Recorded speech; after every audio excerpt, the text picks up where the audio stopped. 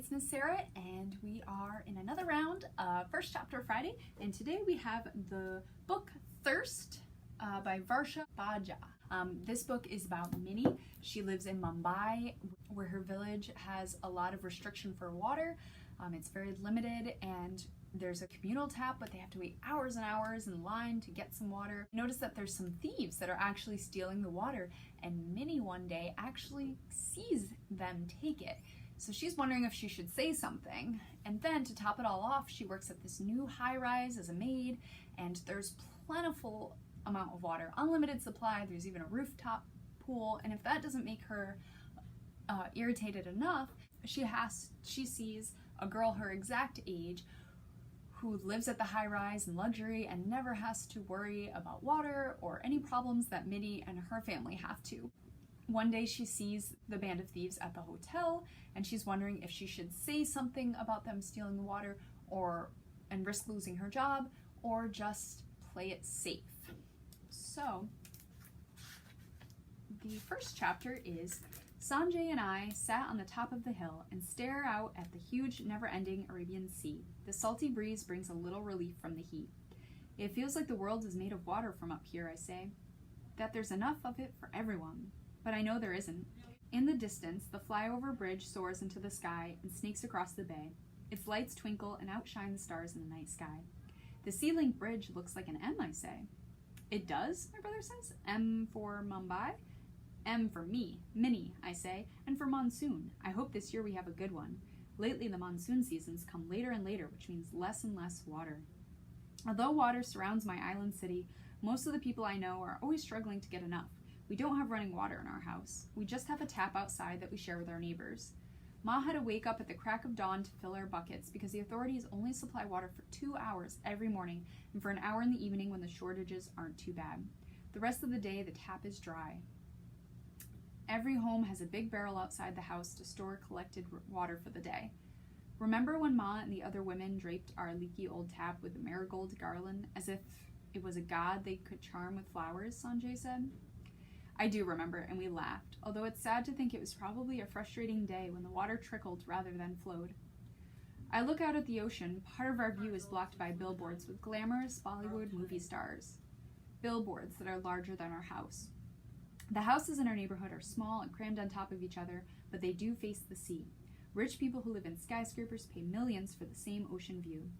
Last year, a charity helped paint our homes and fix our leaking tin roofs. Some said it was because the people whizzing past in their air-conditioned cars on the flyover bridge didn't want to see decaying, moldy slums. I chose yellow for our house. I helped to sand down the years of moss and mold from our old tin and concrete walls. Baba, Ma, Sanjay, and I dipped our brushes in yellow, and the first coat of paint was like a ray of bright sunshine getting rid of the darkness. My neighbors chose purple and blue and red and orange. Our street looked like a rainbow. Sanjay, I ask, will we have to worry about water when we are grown up? For a long moment, he is silent. So I answer myself, no, we won't. I point at the cluster of tall buildings shimmering in the distance where Ma works in the afternoon. I say, one day, we'll live in one of those tall, shiny buildings where water runs from taps. Okay, he said, and links his arm in mine as if I'm predicting the future. Like the boy who was born here and studied computers and now has an office in a building and employs 60 people. I nod. Can you imagine, I say, that on top of some of those high-rise buildings they have a swimming pool full of water? Enough for a whole neighborhood to bathe.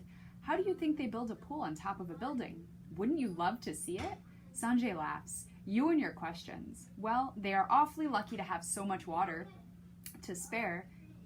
Minni, he says, I wish there was a way to make all of this seawater drinkable. Then there'd be enough for all of us. There is a way, I say. Our teacher told us it's possible, but it's expensive, and you need a huge factory to drain the salt out. Look how smart you are, he says. You will live in a fancy building. You too, I say. Sanjay is 15, and after he graduated from 10th grade last year, he got a job in a restaurant. He dreams of being a chef, but for now he does food prep. He's good. It's good he likes what he's doing because we didn't have money for college anyway. I dream for him too, Chef Sanjay. I pretend to be a palmist and study both our hands. Could I be like Nina Auntie, I ask? Why not? Knowing you, you could do anything you set your mind on doing, he says. And plus, you're even named after Ma's sister. Like her, I will finish school and get a good job, I wish out loud. Minnie Meow Banker, he says, teasing me with my childhood nickname. But I think I see you more as a scientist.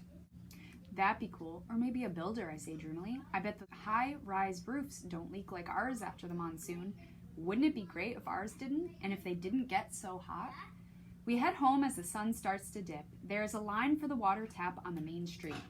Water pressure must be weak today. When it doesn't get through the web of makeshift hose, people must line up at the main source. The water line snakes around the block, and we hear the sounds of insults being hurled and see some men shoving one another.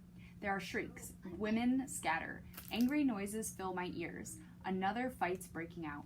We don't wait to see what happens. Sanjay grabs my hand, and we turn around and away from the scene and find our way home through alleys and side streets. My heart thumps along with my running feet. Our father has told us a million times over the years, if you invite trouble, it will come. It will stay for chai and for dinner. We definitely don't want to invite trouble.